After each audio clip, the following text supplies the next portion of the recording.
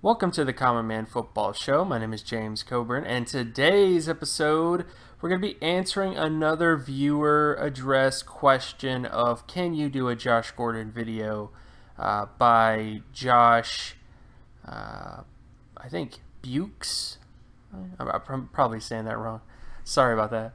But yeah, I can do a Josh Gordon video. Basically, looking at Josh Gordon from an analytics perspective, he's a very interesting prospect, and it's one of those things where production metrics, in many ways, is not just telling you if a guy is a talented football player or not.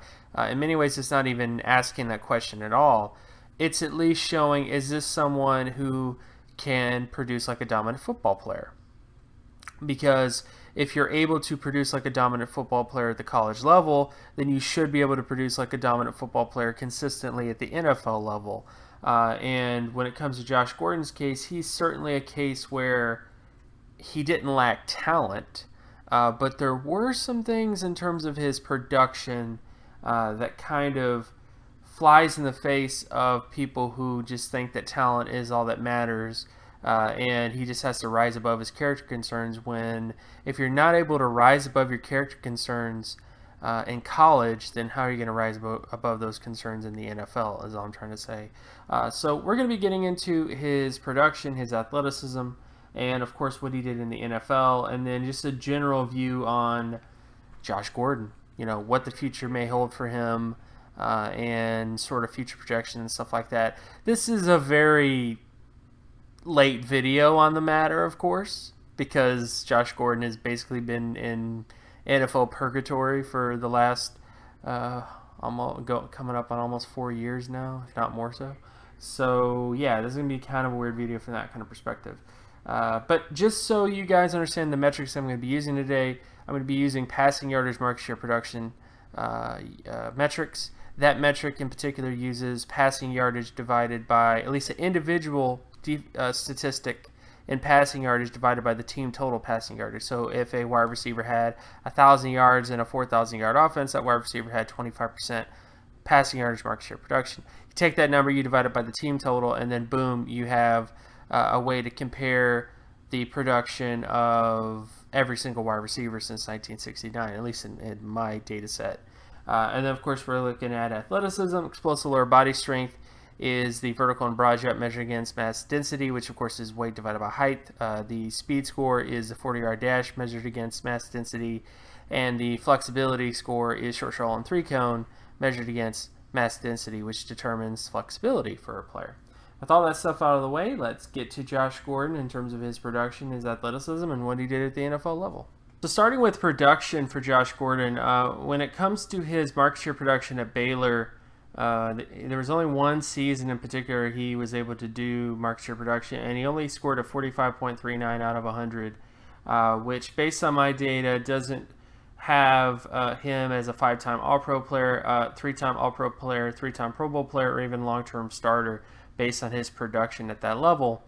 Some of this is because he was a very, very young player coming out. He never really had, he was just super young, like there's no other way around it. Like he was a super young player.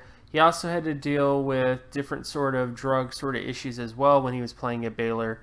And he just didn't really see the football field as much as he probably should have, especially because he declared early too. So there's just lots of things like that kind of factor into why his production wasn't that great. But the bottom line is that his production just didn't really hit the long-term starter threshold, the 3-time Pro Bowl threshold, or even the All-Pro thresholds when it comes to his production.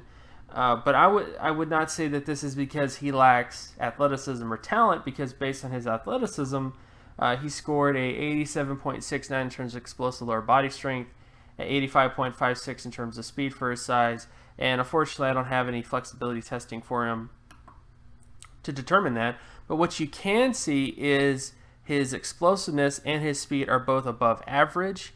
He pretty much hits the thresholds of wide receivers in which you only need one athleticism trait that's above 54 or higher to be able to hit All-Pro or Pro Bowl thresholds.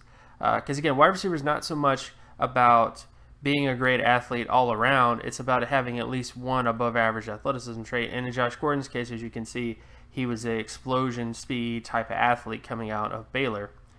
And then when you actually get to his NFL production, he had one of the best single season performances for a wide receiver in a very long time. He pretty much had a 99.22 percentile score at wide receiver, which is based on a 20-year sample of NFL market share production as well.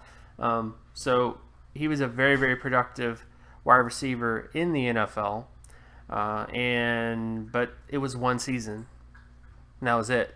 And this kind of gets to the main crux of things, is you may look at, like, honestly, if 2013 came out and I told you all this data, the year he was drafted, and said he was never going to be a long-term starter and he was never going to, be a Pro Bowl, All-Pro player, a multiple All-Pro, multiple Pro Bowl player, and 2013 happened, you would have said, see, metrics doesn't matter. Metrics is dumb.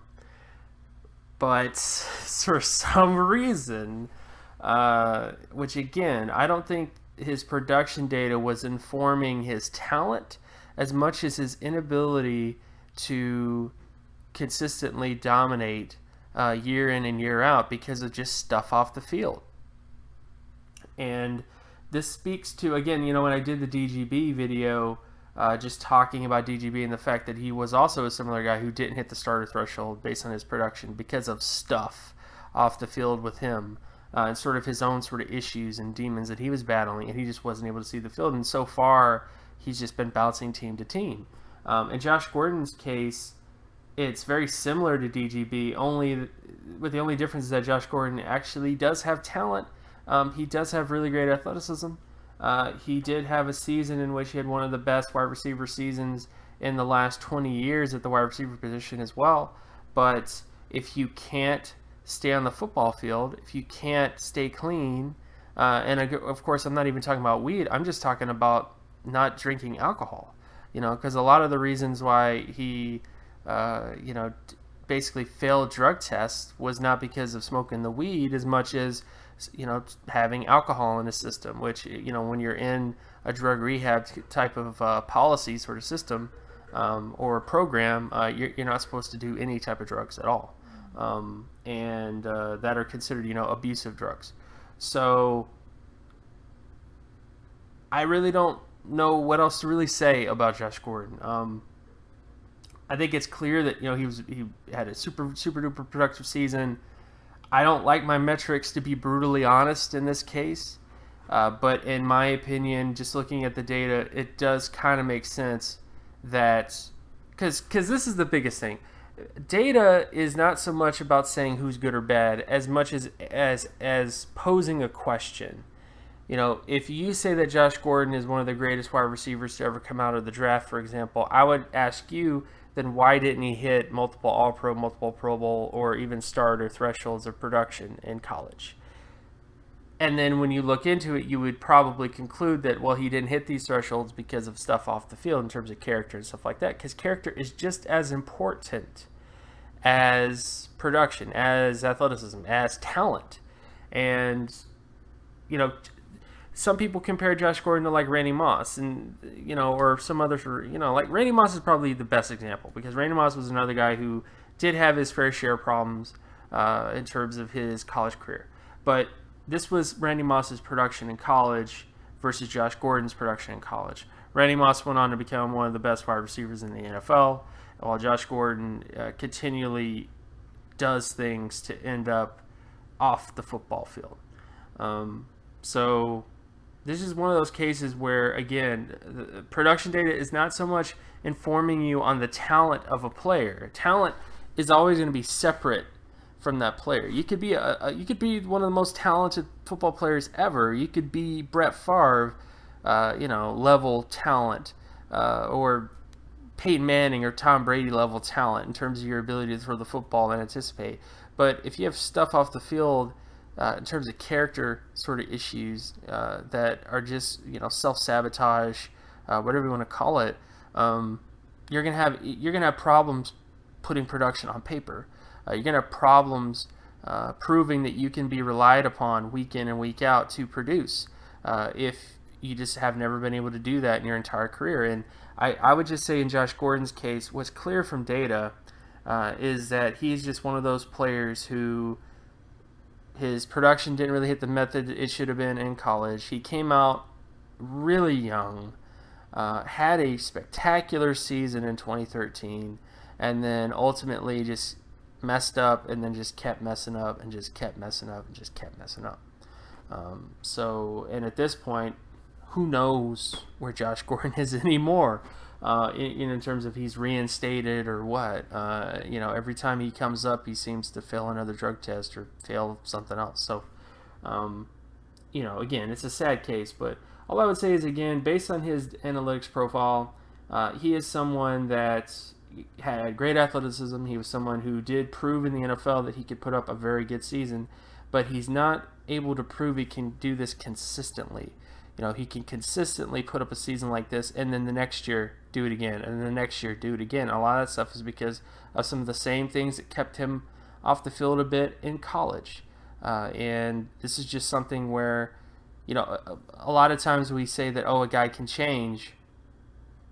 And I do believe that some guys can change, but they don't always change they don't always change as much as you'd like them to, is all I would say about guys, players in particular who may have drug sort of issues, or just substance abuse kind of issues. So, but yeah. So again, my name is James Coburn. You can find my work at draftcoburn.wordpress.com. You can also follow me on Twitter at Geometrics. And if you like this content and you want more content like this, be sure to leave a like and subscribe.